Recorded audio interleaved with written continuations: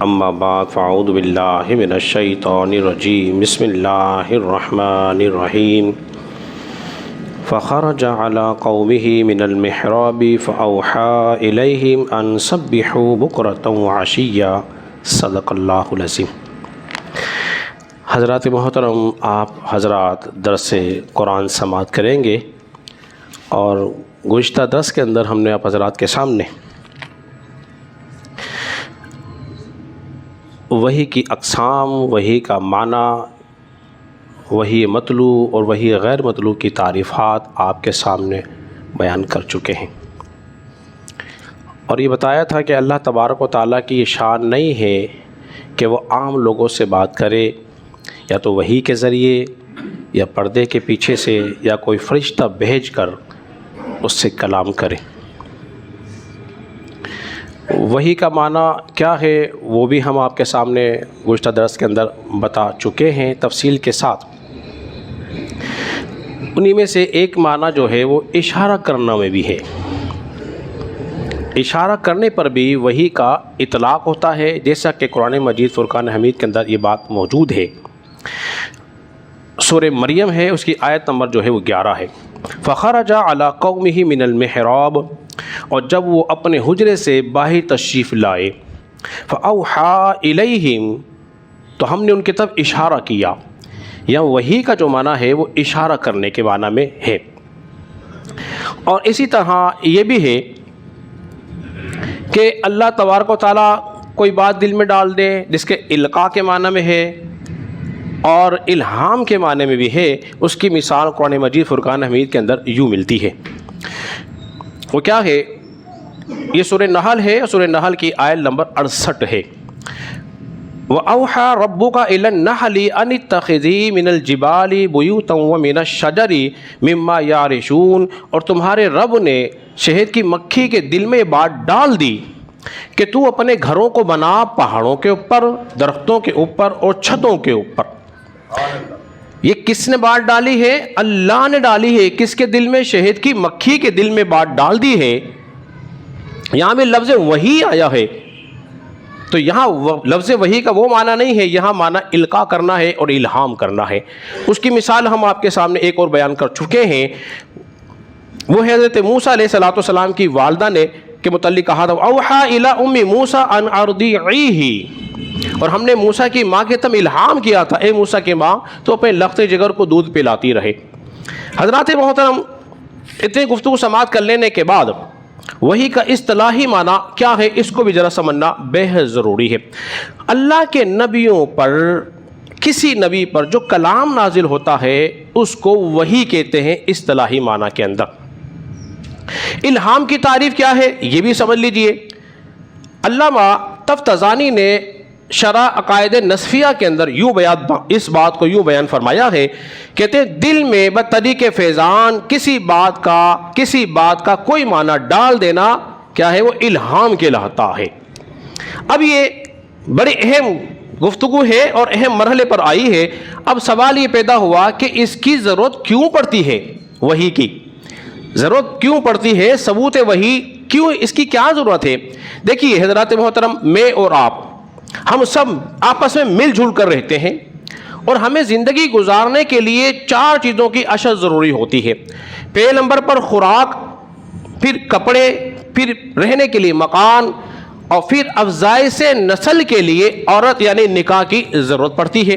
ظاہری بات ہے یہ 4 کام بے حد ضروری ہیں، مگر ان چاروں کاموں کے لیے کوئی نہ کوئی تو قانون ہونا چاہیے تھا، کوئی نہ کوئی تو قانون ہونا چاہیے تھا، اور اگر کوئی قانون نہ ہوتا تو پھر ہم ایسے ہی ان 4 کاموں کو کام چلا رہے ہوتے، پھر تو انسانیت نہیں حیوانیت ہی ہو سکتی تھی۔ پھر قانون بھی ایسا ہو جس میں مفادات نہ ہو، قانون ایسا ہو جس میں مفادات نہ ہو، ایک بات اس میں تحفظات بھی نہ ہو۔ 2 چیزیں نہیں ہونی چاہیے تھی، مفادات بھی نہ ہو، دوسرے نمبر پر تحفظات بھی نہ ہو۔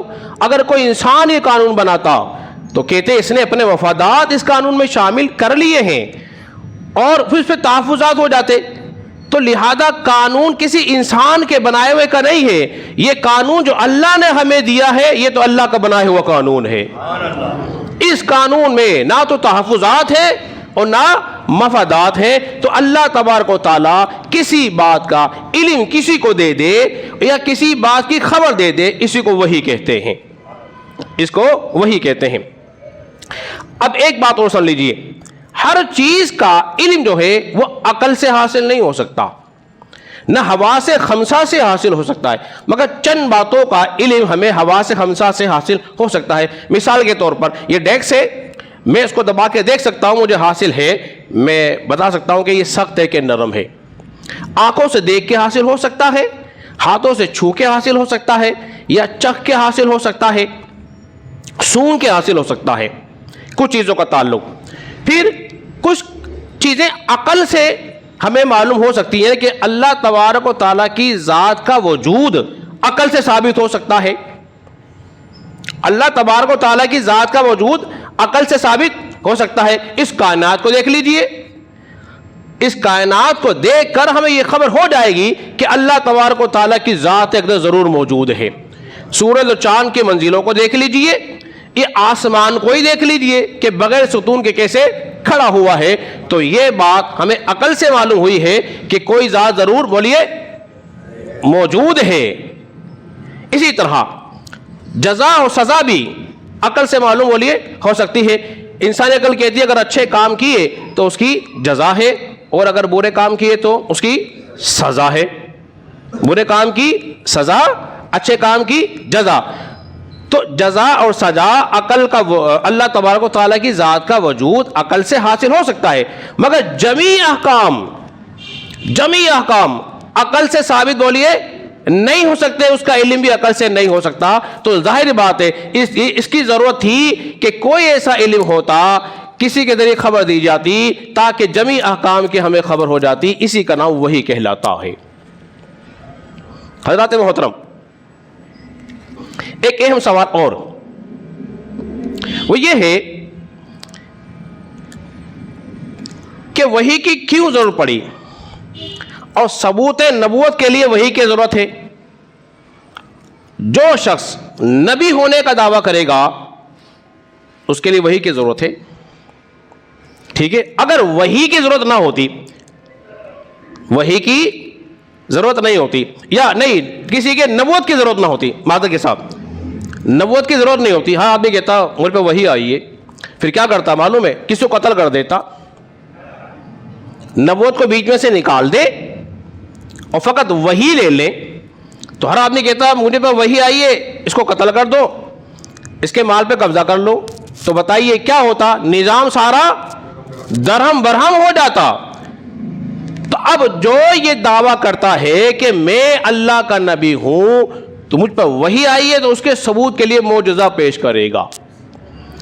تو ہمیں ضرورت کس کی تھی؟ وحی کی تھی، اور اللہ تبارک و تعالیٰ نے انبیاء پر وحی کی تاکہ وہ نبی اپنے نبی ہونے کا معجزہ دکھا کر اس بات کو ثابت کر دے کہ واقعی میں اللہ کا نبی ہوں۔ اب وحی کس طرح آتی ہے؟ انشاءاللہ تبارک و تعالیٰ، اللہ تبارک و تعالیٰ کس طرح اپنے نبیوں پہ وحی کرتا ہے فرشتوں کو بھیج کر، اس کا تذکرہ انشاءاللہ عزیز ہم آئندہ درس میں کریں گے۔ اللہ رب العزت کی بارگاہ میں دعا کریں کہ اللہ تعالیٰ ہم سب کو سمجھنے اور عمل پیرا ہونے کی توفیق عطا فرمائے۔